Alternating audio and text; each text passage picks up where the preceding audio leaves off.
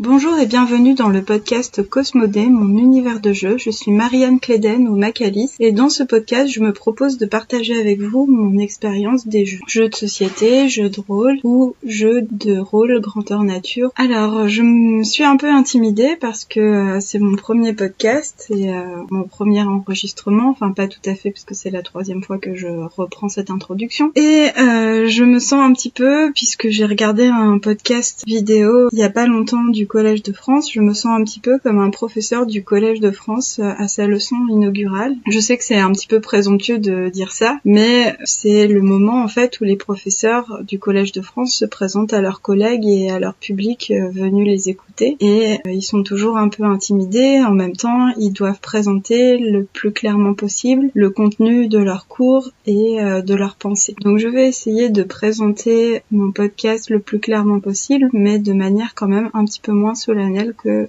les professeurs du Collège de France. Alors, ce que je voudrais partager dans ce podcast, c'est mon expérience dans les jeux de plateau, les jeux de rôle et le GN. Mon expérience, ça veut dire qu'elle n'est pas universelle, qu'elle me correspond surtout à moi, et surtout qu'elle contient pas mal de lose et de win. On verra ça dans les prochains sujets que je me propose de partager avec vous. Avant toute chose, j'aimerais bien essayer de définir un petit peu ce que j'entends par jeu de plateau, jeu de rôle et GN. Alors, pour commencer, je vais parler des jeux de plateau, c'est ce que je connais le mieux. Les jeux de plateau, en fait, c'est une façon de les désigner, mais on pourrait très bien mettre dans cette catégorie des jeux de cartes ou des jeux de dés. En gros, on s'installe autour d'une table et on a devant soi un plateau ou des cartes ou des dés. Et on joue à une partie qui dure en général une demi-heure, une heure et demie, pas tellement plus. Et elle nous transporte dans un autre monde, un autre univers avec des règles bien précises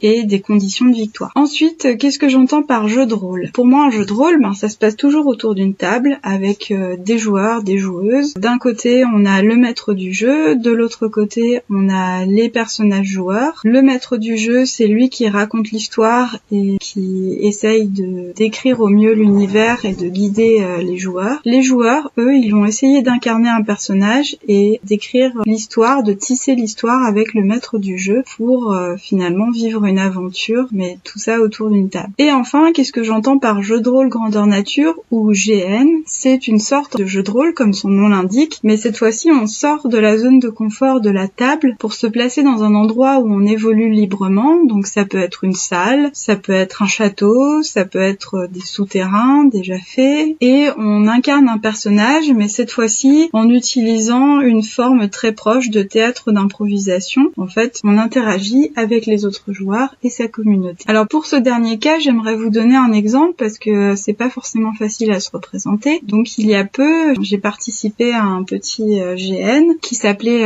Crossing Borders, et dedans on incarnait des voisins qui ne pouvaient pas se supporter. Moi j'avais comme personnage un voisin je m'en foutiste qui faisait des fêtes jusqu'à pas d'heure et qui fumait du cannabis tout en lâchant ses chats dans la nature, et je m'opposais par exemple à d'autres voisins qui étaient des nazis des règles et qui ne supportaient pas qu'on transgresse le règlement de l'immeuble. Et on interagissait dans différentes scènes jusqu'à une conclusion paroxysmique. Alors, qu'est-ce que j'aimerais aborder d'autre à part mon expérience dans les jeux avec vous ? Donc déjà, j'aimerais essayer de traiter de thèmes transversaux. Donc j'ai déjà plusieurs idées. La mort dans les jeux, l'exotisme dans les jeux, le jeu de rôle et les enfants. Troisième thème aussi que j'aimerais aborder avec vous dans ce podcast, c'est un thème qui me tient particulièrement à cœur, c'est l'écriture. L'écriture de jeux de rôle et de jeux de rôle grandeur nature en particulier, puisque je n'ai jamais encore conçu de jeu de société. Pourquoi l'écriture me tient à cœur ? Parce que j'écris par ailleurs et que mon écriture DGN et du jeu de rôle nourrit mon écriture de nouvelles et de romans, et que inversement, mon écriture de nouvelles et de romans nourrit mon écriture de GN et de jeux de rôle. Voilà donc les 3 thèmes que j'aimerais aborder